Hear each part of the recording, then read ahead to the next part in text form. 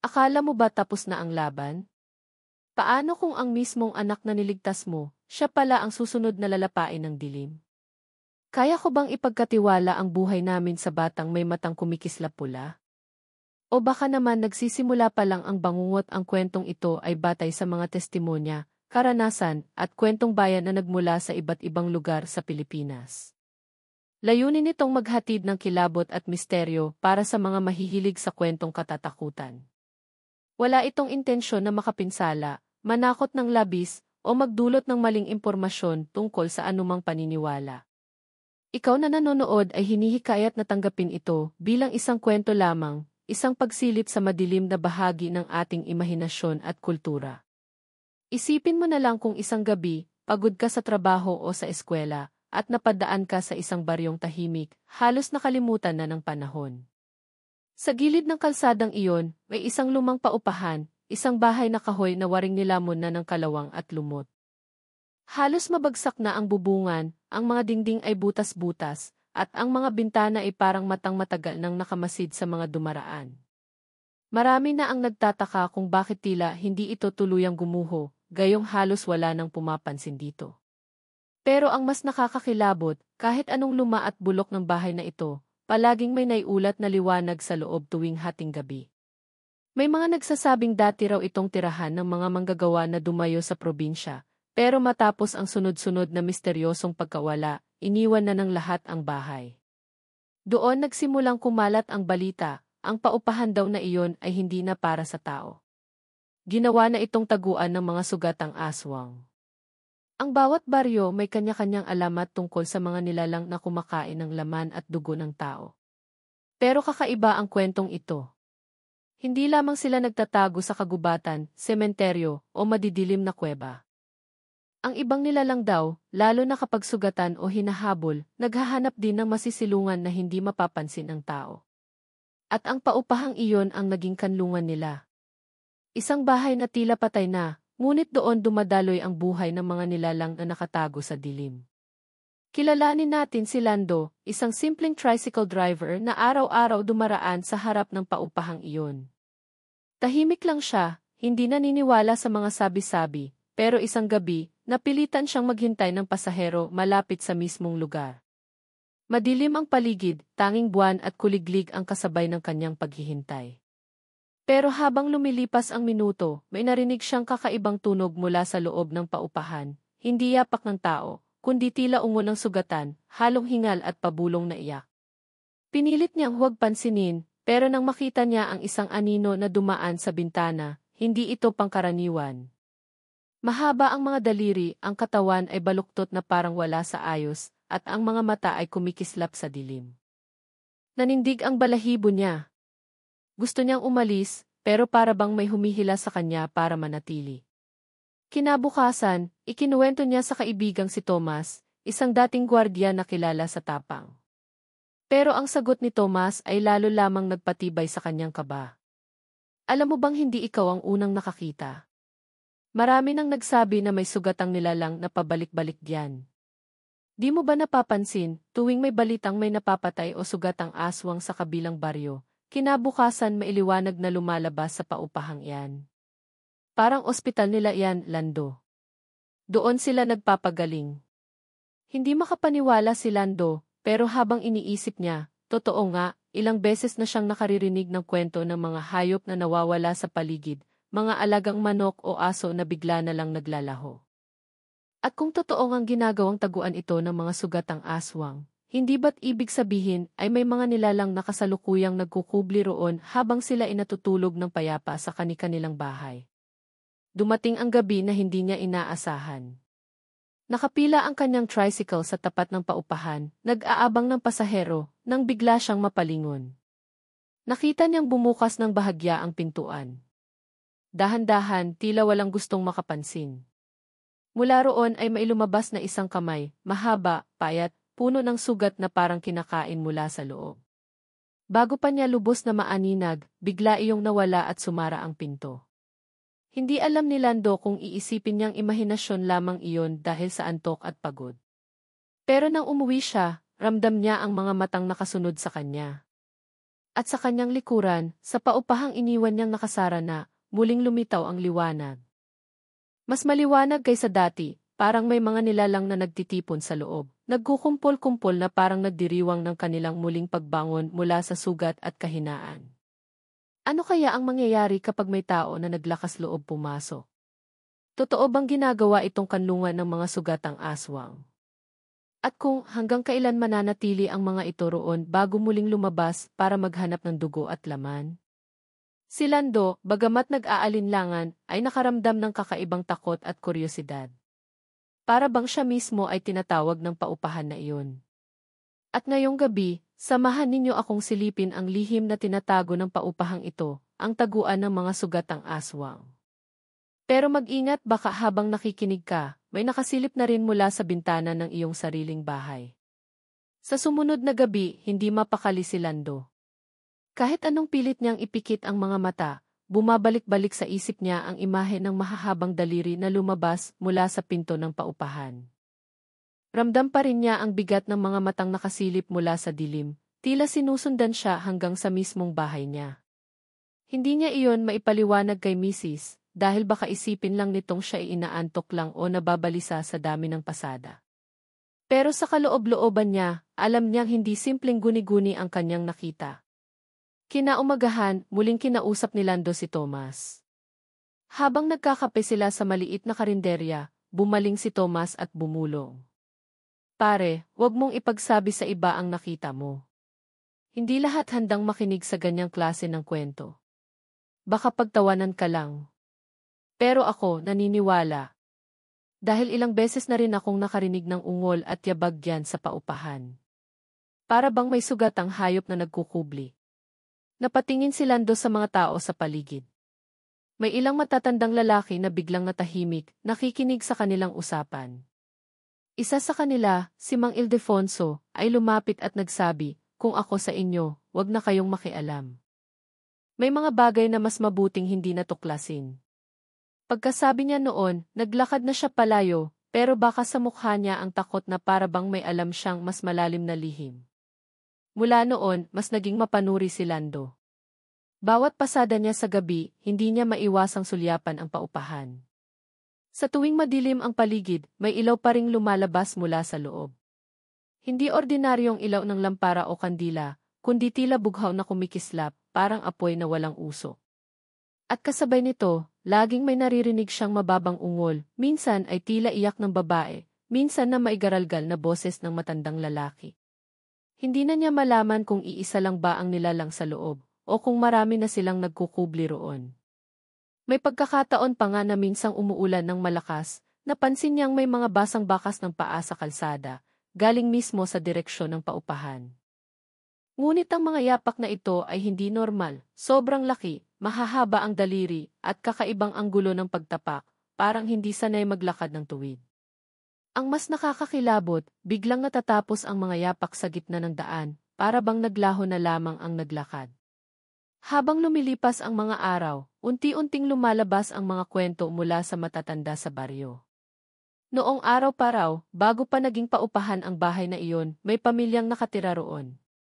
Pero isa-isang nagkasakit at namatay ang mga nakatira, at ang natirang bunso ay hindi na nakita. May nagsasabing kinuha siya ng mga nilalang sa kagubatan, may ilan namang naniniwalang siya mismo ang naging unang tagapangalaga ng paupahang iyon.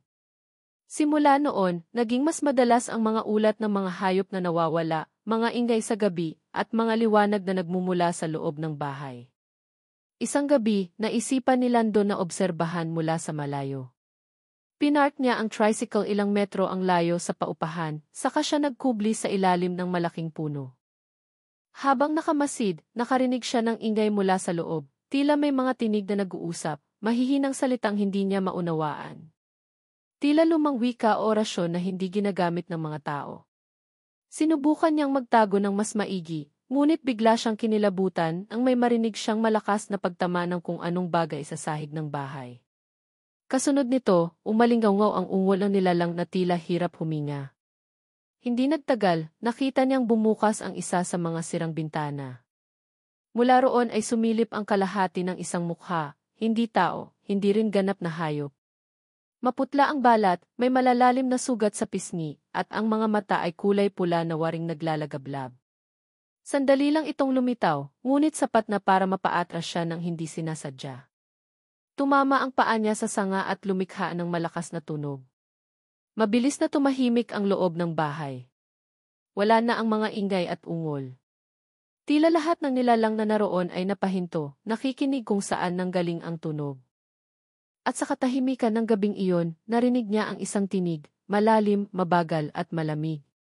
May nakikinig nanginginig na tumakbo si Lando pabalik sa kanyang tricycle at mabilis na umalis. Ngunit habang tinatahak ang madilim na daan pa uwi, ramdam niya ang kakaibang presensya na parang sumasabay sa kanya.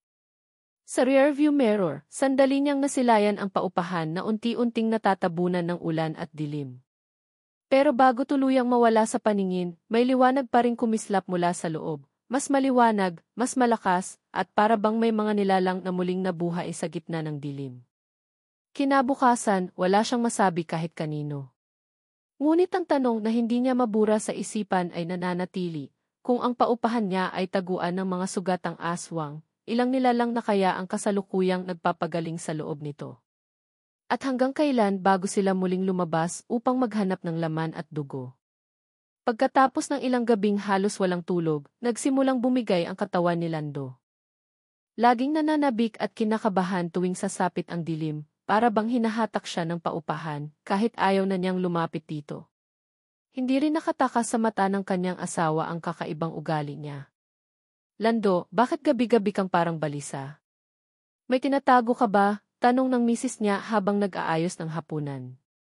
Hindi siya sumagot at ngumiti na lang, ngunit sa loob-loob niya, pinipigil niyang huwag isama ang pamilya sa takot na nararamdaman. Kinabukasan, muli niyang kinausap si Tomas. Pare, hindi na ako mapakali. Parang minumulto na ako ng mga nakita ko, wika niya. Ngunit imbes na payuhan siyang kalimutan ang lahat, may sinabi si Tomas na lalong nagpalalim sa kanyang kaba. Kung totoo ang mga nilalang sa loob ng paupahan, baka hindi lang sila sugatan. Baka sila mismo ang dahilan kung bakit may mga nawawalang tao sa baryo. May pinsan akong nawalan ng anak 3 buwan na ang nakalipas. Hanggang ngayon, hindi pa rin natatagpuan. Nagpatibay ito ng kanyang kutob. Baka hindi lamang sila nagkukubli roon para magpagaling, baka may dinadala silang mga biktima. Sa bawat pagdaan niya sa paupahan, hindi lang liwanag at ungol ang naririnig niya. May mga pagkakataon na para bang may kumakaskas na bakal sa kahoy, o kaya iyabag ng taong nakatali. Isang gabi, habang binabaybay niya ang daan, nakasalubong niya si Aling Maritz, isang matandang balo na kilalang tsismosa sa baryo. Lando, wika nito habang nanginginig ang boses, nakita ko kagabi, may dalang batang umiiyak ang 2 nilalang papasok sa paupahan. Hindi tao ang itsura nila, Lando. Mahahaba ang mga braso at ang balat nila parang sinunog. Hindi ko alam kung ano yon, pero sigurado akong hindi sila tao. Nanlamig siya sa narinig. Dito nagsimula ang kanyang ikalawang pasanin, kung dapat ba niyang ipaalam sa iba ang kanyang nalalaman o manahimik na lang upang hindi siya pagtawanan. Ngunit paano kung totoo nga ang sinabi ni Aling Marites? Kung may batang isinilid sa loob ng paupahan, hindi ba't obligasyon niyang gumawa ng paraan? Sa kabila ng kanyang takot, nagpasya siyang magmasid ulit, ngunit ngayong pagkakataon, hindi na siya mag-isa. Ilang araw matapos noon, inimbitahan niya si Tomas upang sabay silang magbantay mula sa malayo. 2 silang nagtago sa madilim na bahagi ng kalsada, may dalang lampara at itak na pananggalang. Habang nakatingin sila sa paupahan, muling lumitaw ang kakaibang liwanag mula sa loob. Ngunit ngayong gabi, mas malinaw ang mga tinig na narinig nila. Hindi na ito basta ungol ng sugatan, kundi tila dasal o ritual. May boses na babae, may lalaking garalgal, at may halakhak na tila galing sa isang nilalang na hindi kayang gayahin ng tao. Dahan-dahan silang lumapit, halos gumagapang sa damuhan upang hindi mahalata. Nang nasa malapit na sila, napansin nila ang isang pinto sa gilid ng bahay na bahagyang nakabukas. Mula roon, dumadaloy ang amoy na parang pinaghalong bulok na karne at dugo. Nagkatinginan silang 2 at ramdam nilang pareho nilang nais ng umatras. Ngunit bago sila nakapagdesisyon, may isang matinis na iyak na narinig mula sa loob, iyak ng bata, malinaw at puno ng takot. Nanginig si Lando at agad na hinila si Tomas para umatras, ngunit huli na. Sa mismong pintuan, may lumitaw na anino. Ang anino'y hindi tugma sa katawan ng tao, nakayuko, payat, at mahaba ang mga galamay na parang gagamba. Dahan-dahan itong gumalaw at kahit walang mukha na nakikita, ramdam nila ang malamig na titig nito. May nakamasid sa atin, bulong ni Tomas, nanginginig ang kamay na may hawak ng itak. Pero bago pa sila makatakbo, biglang sumabog ang pinto, at mula roon ay lumabas ang hangin na parang alon ng bulok na amoy. Hindi sila tinamaan ng kahit anong nilalang, pero sapat na iyon para maramdaman nila na hindi sila dapat naroroon. Tumakbo silang dalawa ng walang lingon, ngunit habang tumatakbo, naririnig nila ang mga yabag na sumusunod, mabibilis, mabibigat at sabay-sabay. Pagdating nila sa ligtas na bahagi ng baryo, kapwa sila hingal na hingal. Hindi na nila binanggit kahit kanino ang kanilang nakita, takot na baka sila'y pagtawanan o mapahamak pa. Ngunit sa kanilang mga mata, malinaw ang katotohanan, may nakatagong mas masahol na sikreto sa paupahan. Hindi lang sugat ang aswang ang naroon. May mga bata, may ritual, at may nilalang na hindi pa nila lubos na nakikita.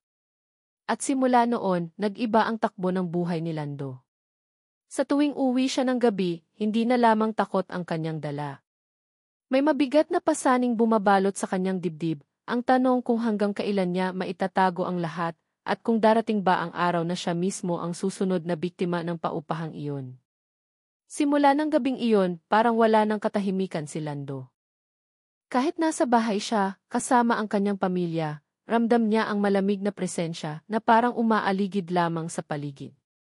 Kapag nasa tricycle siya, hindi na siya makapag-focus sa mga pasahero.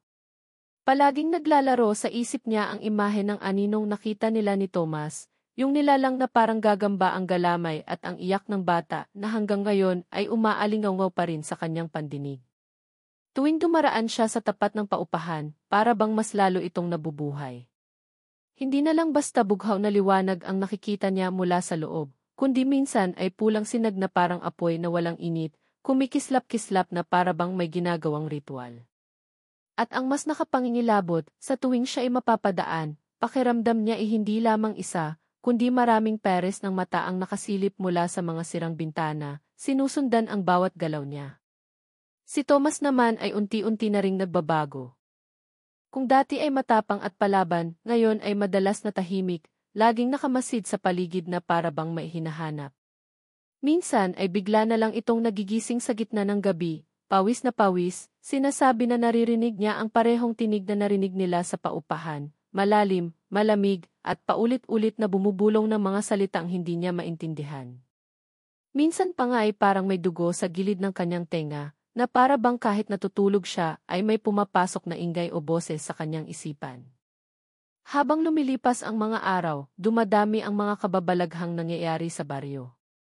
May mga alagang hayop na natatagpo ang walang laman ang katawan, pero walang sugat na makikita, para bang sinipsip mula sa loob. May mga kapitbahay na biglang nagkakasakit nang hindi malaman ang dahilan, nagiging maputla at mahina na tila nawawalan ng dugo.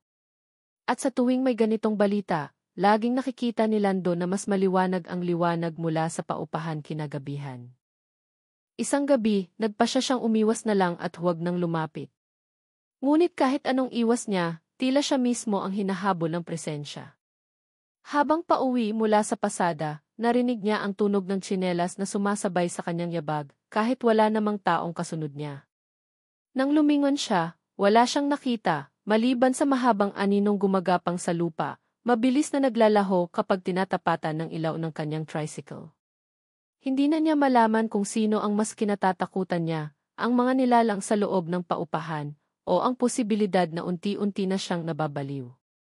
Ngunit ang pinakanagpabigat ng lahat ay nang minsan, nagising siya sa kalagitnaan ng gabi at nakita ang kanyang anak na nakatayo sa gilid ng kanilang kama, nakatingin lamang sa kanya. Maputla ang mukha nito, nakangiti ngunit parang wala sa sarili. Tatay, bulong ng bata, may nag-aanyaya sa akin.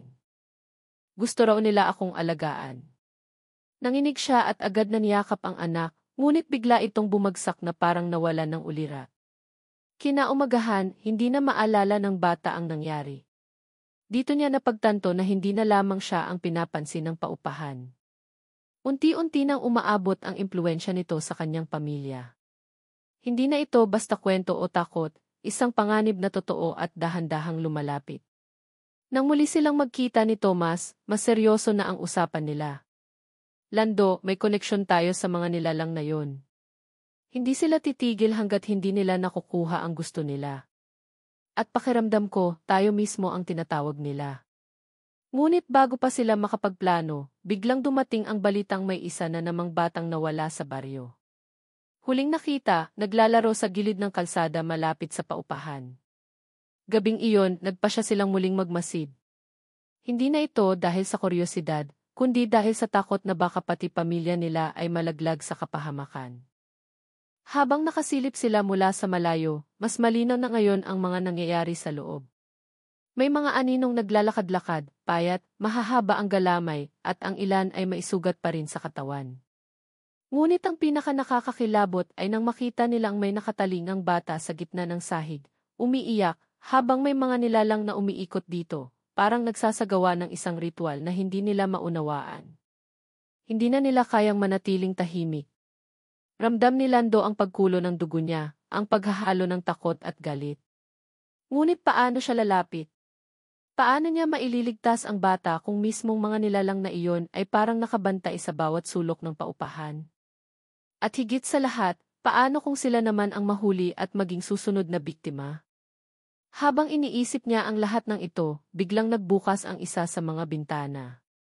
Mula roon, isang pares ng matang pula ang diretsong tumingin sa kanya. Hindi lang basta titig, ito'y titig na parang nakakaabot hanggang sa kanyang kaluluwa. At bago pa siya makalingon kay Thomas, narinig niya ang boses na matagal na niyang naririnig sa kanyang mga bangungot. Wala kayong takas, sa gabing iyon, alam ni Lando na hindi na sila simpleng nakikialam. Sila mismo ang sinusundan, ang tinatarget. At ang paupahan, na dati isang lumang bahay lamang, ay ngayon naging parang isang bitag na nakalatag para sa kanila. Nang gabing iyon, habang nakasilip sila ni Thomas mula sa dilim, napagtanto ni Lando na hindi na sila nanonood lamang. Parang sila mismo ay bahagi na ng ritual. Ang mga mata ng nilalang na nakatitig sa kanya mula sa bintana ay hindi bumitaw, parang hinihila siya, pinapasok ang isipan niya. Naramdaman niyang unti-unting nanlamig ang kanyang mga kamay at biglang hindi niya makontrol ang kanyang mga paa. Para bang may puwersang humihila sa kanya papalapit sa paupahan. Hinawakan siya ni Thomas, nanginginig ang tinig. Pare, huwag kang lalapit. Nilalaro nila isip mo. Ngunit sa mismong sandaling iyon, isang matinis na sigaw ang muling umalinggaw mula sa loob, hindi na sigaw ng bata, kundi sigaw ng isang babae. Pareho silang napatigil. Wala silang ideya kung sino ang babae, pero malinaw na hindi iyon parte ng ritual. Isa pa itong biktima. Mabilis silang nagpasya ni Tomas na umatras at bumalik sa baryo upang humingi ng tulong. Ngunit nang makarating sila sa unang bahay, laking gulat nila na sarado ang lahat ng pintuan. Wala ni isang tao ang lumabas kahit ilang beses silang kumatok. Ang baryo na dati ilaging maingay tuwing gabi, ngayon ay parabang nilamon ng katahimikan. Parabang lahat ng tao ay biglang naglaho. Habang naglalakad sila sa gitna ng madilim na daan, napansin nilang bukas ang pinto ng barangay hall. Nagmadali silang pumasok, umaasang may makikitang tao roon. Ngunit mas lalong bumigat ang kanilang dibdib nang makita nilang wala ring laman ang lugar. Maliban sa isang bagay, nakapaskil sa dingding ang isang lumang larawan ng baryo. At doon, sa gilid ng larawan, nakatayo ang isang pamilyang hindi nila kilala. Mapuputla, payat, at lahat sila ay nakangiti ng kakaiba. Pare, bulong ni Thomas, nanginginig, hindi ba't yan ang paupahan bago pa ito naging bahay panuluyan? Napalunok si Lando. Iyon nga ang parehong gusali, pero ang nakakatindig balahibo, ang mga mukhang nasa larawan ay kaparehong-kapareho ng mga nilalang na nakita nila sa loob. Ibig sabihin hindi lamang sila basta aswang na nagkukubli. Sila mismo ang dating mga nakatira sa bahay na iyon. Ang pamilyang nawala noon ay hindi kailanman tuluyang nawala, bagkus, sila'y nanatili, nagbagong anyo, at ngayon ay nangunguha ng mga bagong biktima upang hindi tuluyang mabulok. Dito bumagsak ang lahat kay Lando. Hindi lamang sugatang mga aswang ang nasa loob, sila'y pamilyang nilamon ng dilim, naghahanap ng kapalit, at marahil ay nagbabalak na isama rin sila. Ang mas nakapangingilabot pa, baka kaya walang lumalabas sa mga bahay ng baryo, ay dahil alam na ng lahat ang katotohanan. At pinili nilang manahimik, pinili nilang iwan sila ni Thomas sa kapahamakan. Wala tayong kakampi, wika ni Thomas, pawis na pawis at nanginginig. Baka kaya natin naririnig ang mga tinig, kasi tayo ang susunod na gustong makuha. Biglang may malakas na hampas sa pinto ng barangay hall. 1, 2, 3. Unti-unting bumigay ang kahoy, at mula sa labas ay narinig nila ang mga yabag na hindi na lang 1 o 2, marami. Paparating ang lahat ng nasa paupahan. Hindi na sila nag-aksaya ng oras. Tumakbo silang muli palabas at nagkubli sa likod ng lumang simbahan. Ngunit kahit doon, ramdam nila ang mga matang nakamasid. Habang nakasiksik sa likod ng bato, bigla silang nakarinig ng boses mula sa itaas ng kampanaryo. Hindi kayo makakatakas. Isa na kayo sa amin. Mula roon, isang nilalang ang dahan-dahang bumaba, mahaba ang galamay, sugatan ang katawan, at sa mga mata nito'y kitang-kita ang parehong pula na nagpakilabot kay Lando. Ngunit mas nakapagtataka, habang nakatitig sila dito, bigla nitong iniba ang anyo. Ang mukha nito'y unti-unting naging pamilyar, ang mukha ng kanyang anak. Tatay, bulong ng nilalang gamit ang boses ng bata. Nanigas si Lando, hindi makakilos. Hindi niya alam kung totoo bang nasa panganib ang kanyang anak, o kung ito'y panlilin lang lamang. Ngunit isang bagay ang malinaw, alam ng mga nilalang kung paano sila pasukuin. Ngayon, wala na silang ligtas na lugar. Ang baryo mismo ay tila nagmistulang bitag, at ang paupahan ay hindi lamang isang taguan, kundi isang pugad ng isang pamilya ng mga nilalang na matagal nang kumakain ng buhay mula sa mga taong hindi alam ang kanilang sikreto. Kung ikaw ang nasa sitwasyon ni Lando, ano ang gagawin mo? Tatakas ka ba kahit alam mong walang ligtas na mapupuntahan, o haharapin mo ang mga nilalang at isusugal ang lahat? Sa palagay mo, makakaligtas pa ba si Lando at si Thomas, o sila na ang susunod na maging bahagi ng madilim na pamilyang nagkukubli sa paupahan? Humigpit ang hawak ni Thomas sa braso ni Lando habang patuloy na yumanig ang pinto ng barangay hall. Sa bawat hampas ay lumalakas ang ugong ng mga nilalang sa labas, tila ba sabik na sabik silang makapasok. Mabilis na tumakbo ang dalawa, nilampasan ang likurang bintana at lumusot sa madilim na eskinita. Ngunit kahit saan sila pumunta, parang sinusundan sila ng mga matang pula, kumikislap sa bawat sulok ng dilim. Pare, hindi na tayo makakatakas. Kailangan nating lumaban, bulong ni Thomas, nanginginig pero buo ang loob. Si Lando na may ramdam ang mabilis na tibok ng kanyang dibdib. Hindi niya alam kung saan siya hugot ng lakas, pero alam niyang hindi siya pwedeng basta sumuko. Lalo na't ang anyo ng kanyang anak ay ginagamit ng mga halimaw laban sa kanya. Pagdating nila sa mailumang simbahan, doon na sumiklab ang lahat. Ang mga anino ay sabay-sabay na lumitaw mula sa kadiliman, pumalibot sa kanila. Ang mga katawan nito'y payat at sugatan, ngunit ang lakas at bilis ay higit pa sa tao. Isa-isang lumapit, gumagapang sa pader at kisame, naglalaway at bumubulong ng mga salitang hindi nila maintindihan. Kung gusto nilang labanan tayo, dito na tayo lalaban, wika ni Thomas, sabay bunot ng matalim na patalim na lagi niyang dala. Si Lando na maidumampot ng isang matibay na kahoy mula sa sirang bangko ng simbahan. Humanda sila, kahit alam nilang maliit ang laban. Mabilis ang unang atake. Isang nilalang ang lumundag mula sa kisam, nakanganga at nakalawit ang matutulis na pangil. Nasalag ni Thomas at sinaksak ito ng sunod-sunod hanggang sa magliyab ang balat at magbago ang anyo, naging abo at usok na lamang. Pare, kaya natin to, sigaw niya. Ngunit sa bawat isa nilang napapatay, 2 o 3 nilalang pa ang sumusulpot mula sa dilim. Habang nakikipaglaban, narinig ni Lando ang tinig ng bata sa likod niya. Tatay, bakit mo ako nilalabanan? Napalingon siya at muntik nang mabitawan ang kahoy. Naroon nga, ang anyo ng kanyang anak, nakatayo sa gitna ng altar, umiiyak. Ngunit nang lumapit siya, bumaluktot ang katawan nito, nag-iba ang boses, at mula sa bibig ng nilalang ay lumabas ang mahabang dila na parang ahas.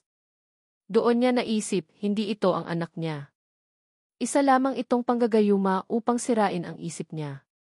Sa galit, buong lakas niyang hinampas ang kahoy sa nilalang hanggang sa magkalasog-lasog ang anyo nito, nagmistulang usok at naglaho.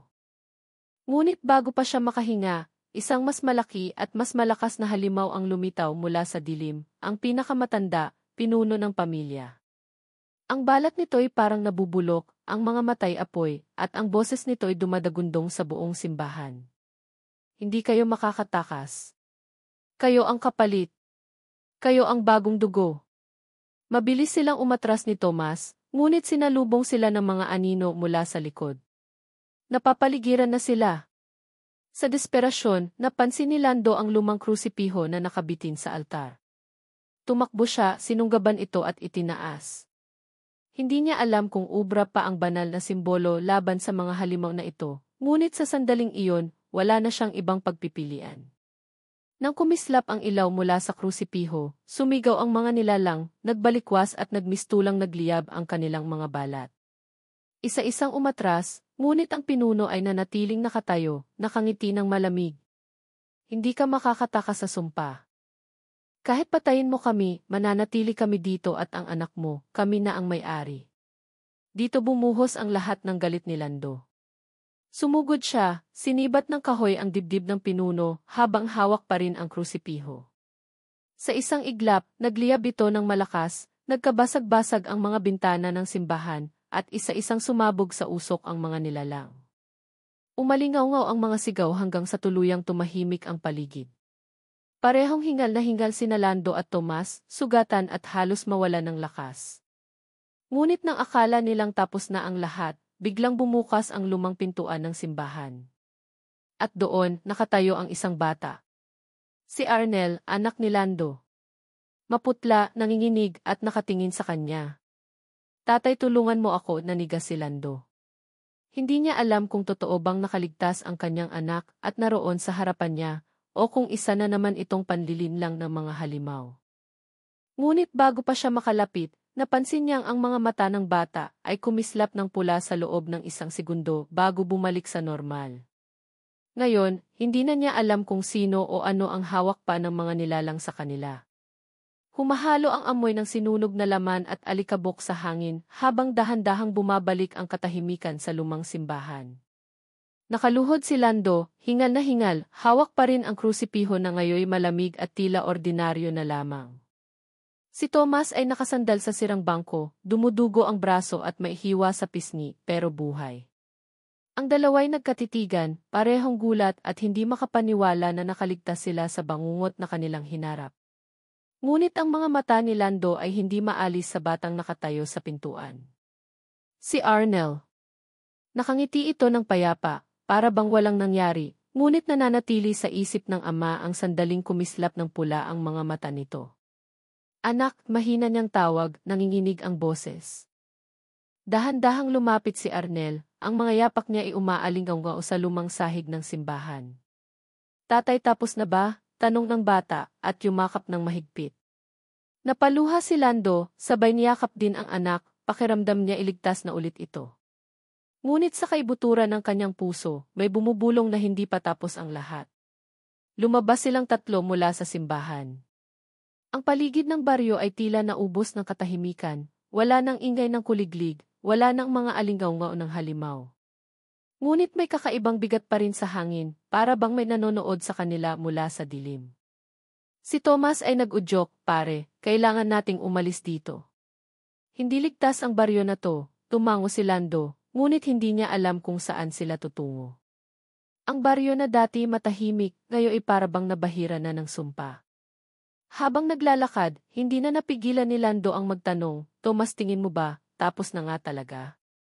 Ngunit hindi na sumagot si Tomas. Ang mukha nito'y malalim ang iniisip at ang mga mata'y nakatingin lamang kay Arnel na naglalakad sa unahan. Hindi niya masabi sa kaibigan ang nakita niya kanina, na may kakaibang anyo ang bata sa ilang saglit, sapagkat baka tuluyang masira ang kalooban ni Lando. Pagsapit nila sa paupahan, gumuho ang loob ni Lando nang makita ang gusali.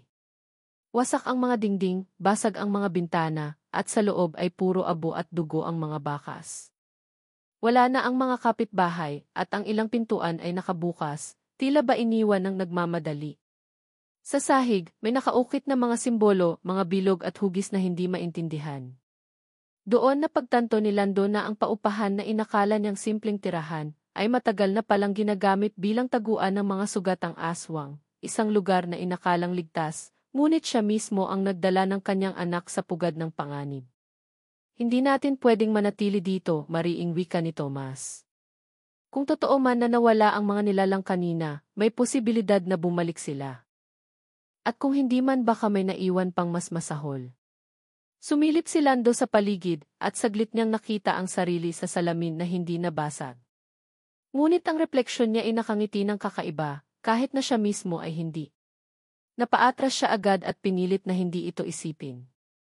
Nagpasya silang tumuloy sa kabilang bayan, bit-bit ang kakaunting gamit at ang pag-asang makakalayo sila sa sumpa ng lugar na iyon. Ngunit habang naglalakad sila sa madilim na daan, ramdam ni Lando na may bigat pa rin sa kanyang dibdib. Bawat tingin niya kay Arnel, kahit gaano niya kagustong maniwala na ligtas at totoo itong anak niya, ay hindi niya maalis ang alaala ng mga matang kumislap ng pula. Anak, pagdating natin sa susunod na bayan, doon na tayo magsisimula ulit. Malayo sa gulo, malayo sa dilim, wika niya, halos panalangin na rin. Tumango si Arnel at ngumiti, ngunit sa gilid ng kanyang labi ay may bakas ng ngiti na hindi pang bata, isang ngiting nakapanlalamig. Hindi iyon napansin ni Lando, ngunit si Thomas, mula sa likuran, ay hindi makapagsalita. Nakita niya ito at ang malamig na pakiramdam ay bumalot sa kanya. Sa huling sandali ng kanilang paglalakad, huminto si Arnel at tumingin sa madilim na kakahuyan. Tay, naririnig mo ba sila, bulong ng bata? Napahinto si Lando, nakikinig, ngunit wala siyang marinig kundi ang hampas ng hangin. Sino, anak? Tanong niya. Lumingon si Arnel at sa dilim ng kanyang mga mata, isang mumunting kislap na pula ang muling lumitaw. Yung mga tinig nila hindi pa sila tapos. Nanginig ang kalamnan ni Lando. Alam niyang maaaring natapos ang laban pero hindi ang sumpa. Sa bawat hakbang nila palayo, dala nila hindi lamang ang mga sugat ng nangyari, kundi pati ang aninong maaaring muling bumangon. Ikaw, kung ikaw si Lando, maniniwala ka bang ligtas na kayo?